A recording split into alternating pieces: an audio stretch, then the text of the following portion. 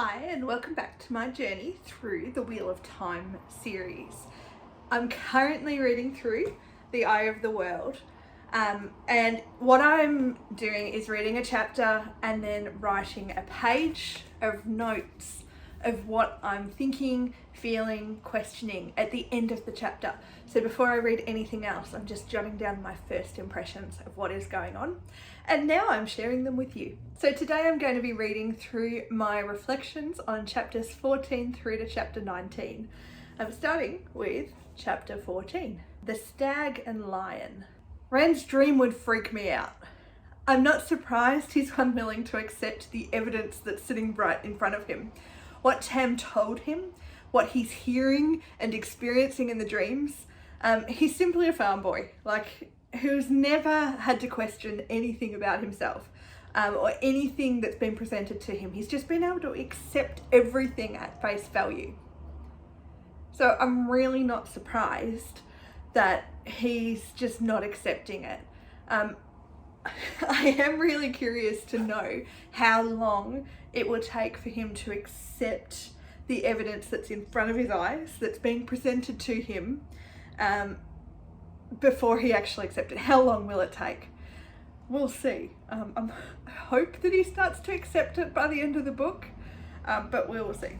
It's a shame he doesn't have someone to talk it over with.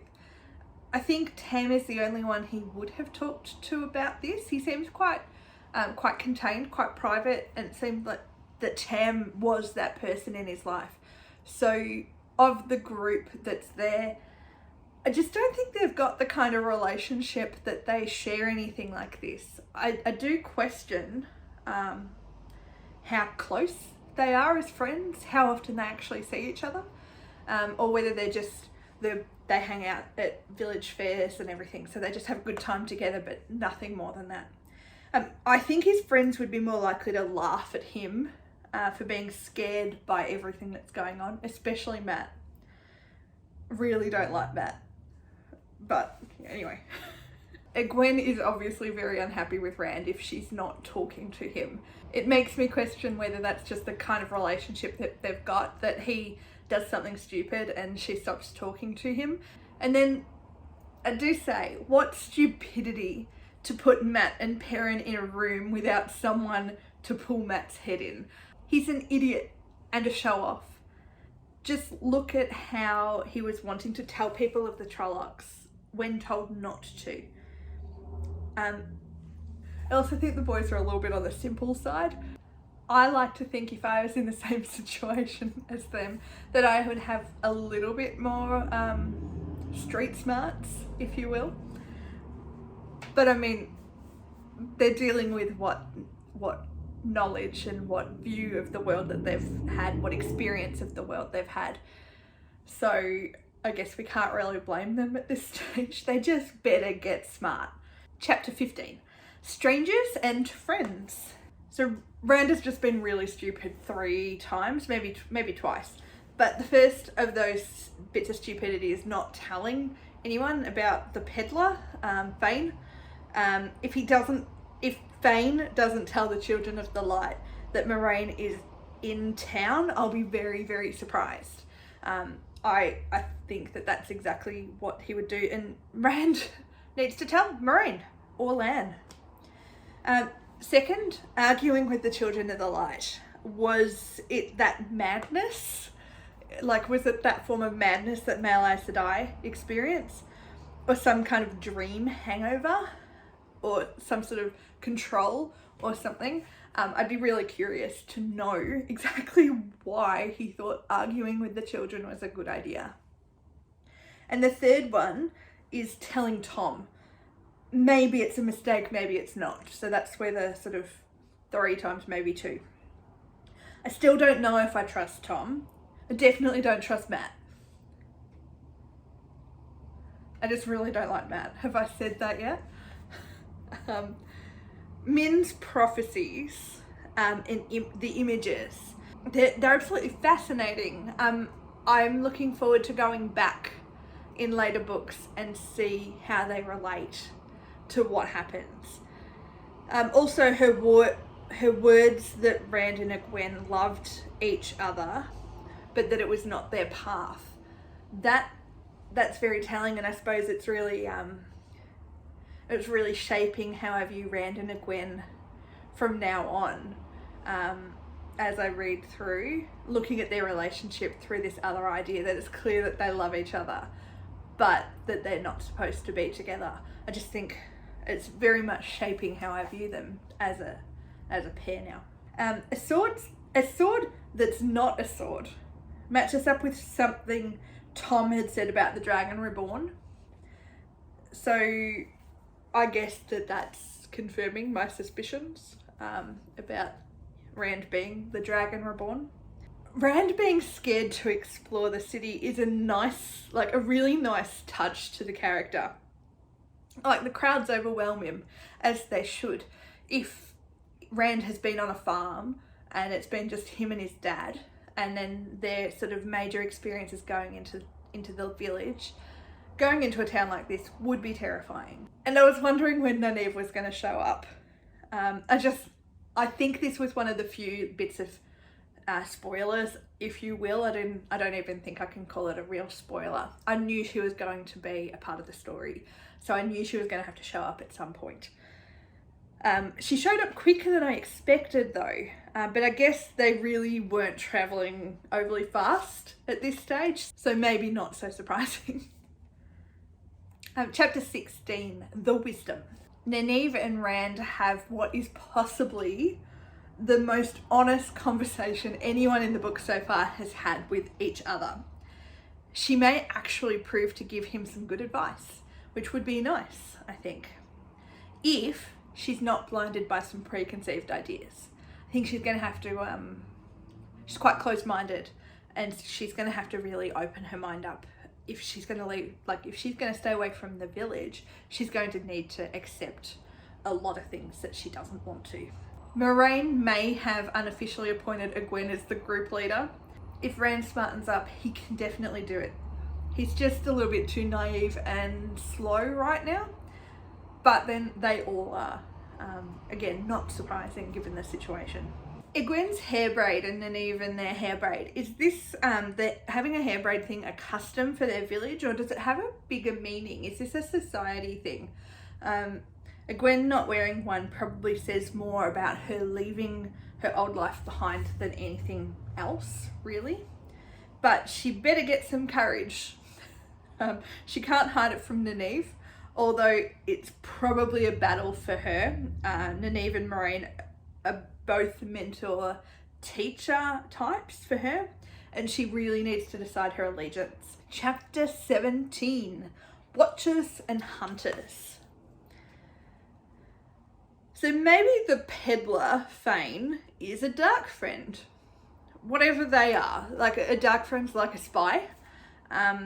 He didn't go running to the Children of the Light like I suspected, which, again, very, very interesting. So I'm having to rethink Fane.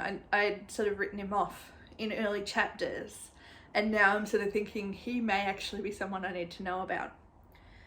Rand apologising to Egwene was really sweet, and I didn't really think he had it in him to apologise, but I thought it was really lovely. None of them, though, yet are grasping how dangerous their situation is. I'm hoping they clue onto it fairly soon. Moraine tried to warn the Innkeeper, but he wouldn't listen. What would the others have her do in that situation? They're quite annoyed with her about something that she tried to warn him about. So I'm not sure. They're just really, really angry with Moraine, and I don't necessarily know whether it's justified a lot of the time. She's rather powerful, turning into a giant. That is such a cool image, like becoming this giant figure. But surely there had to be a less showy way to get out of the town. Like, they're just really announcing that she's there to everyone, even those that may not have noticed it at that stage. And there's a little bit of gaslighting happening for Egwene, making her question what she saw. Is that how Moraine's going to act? That if someone notices something that she doesn't want them to, or that she sort of Is she just going to sort of do a little bit of gaslighting? Is that just her way of doing things? I know this style of third person means we get to know one character better than the others, but I feel like we're missing a lot of information. Even things that Rand should probably be noticing but isn't. I feel like he's there and there's these things happening around him and he's only taking in maybe 10%. But that is probably quite accurate for how we all experience things. And he is, as I've pointed out, quite overwhelmed. So maybe it's not that surprising that he's not taking it all in. Chapter 18, the Camelin Road. According to the pronunciation guide, it's Shadar Logoth. Shadar Logoth. So that place must be a pretty intense place if the Trollocs won't follow them. And Moraine didn't want to go there. So I suppose this is probably like in Lord of the Rings, Moria. Just at a guess. The first taste of battle and no one appears to be hurt, which is quite strange. I feel they should be dealing with at least one inconvenient injury at this stage. It's not often I'm sure of it. I've never been in battle, but I would assume that it would be very rare to go into battle without some kind of injury. Nynaeve is doing something with Moraine, showing her herbs and natural remedies. So showing Moraine that there are other things that can be incredibly useful that maybe Moraine can't do. So maybe this is a little bit of growth that Moraine can do on her end to accept that other people can help, not just her having to carry everything on her shoulders. Tom has some insight to share, or is thinking further about Lan, the last Lord of the Seven Towers.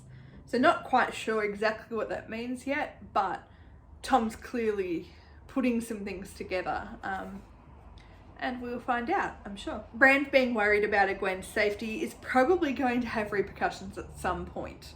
I wouldn't be surprised if there's some sort of major conflict and he sacrifices something or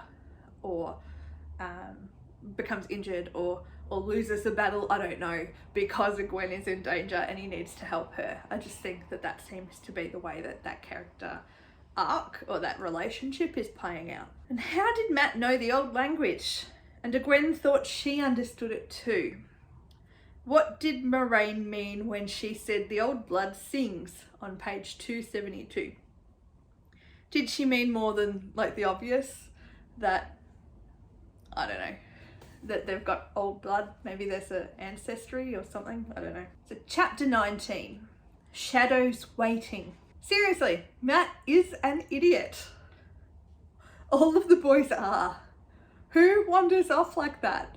Did they not hear what Moraine said? She was scared to go into this place or maybe not scared, maybe too strong a word. She didn't want to go into this old ruined city and they've just wandered off. They should have been warned, I will say. Moraine and Lan probably should have done a little bit more explaining of what was going on, why they shouldn't go out, but they also shouldn't be so stupid and so trusting that just because nothing's going on doesn't mean like that they're not going to be in danger. Stupid. Why do they not understand that this is not just this cruisy adventure? This is actual danger. How is that not sinking in? They're idiots. Mat is really, at this stage, I really think Mat is going to end up dead sooner rather than later. Or if he's not dead, he's going to get enslaved by someone. Someone is going to capture him, or they are going to, I don't know, they're just going to enslave him somehow, and it's going to be, like, he deserves that because he's an idiot. Can you have someone who is such an idiot, like running around, like, oh, Mat exasperates me.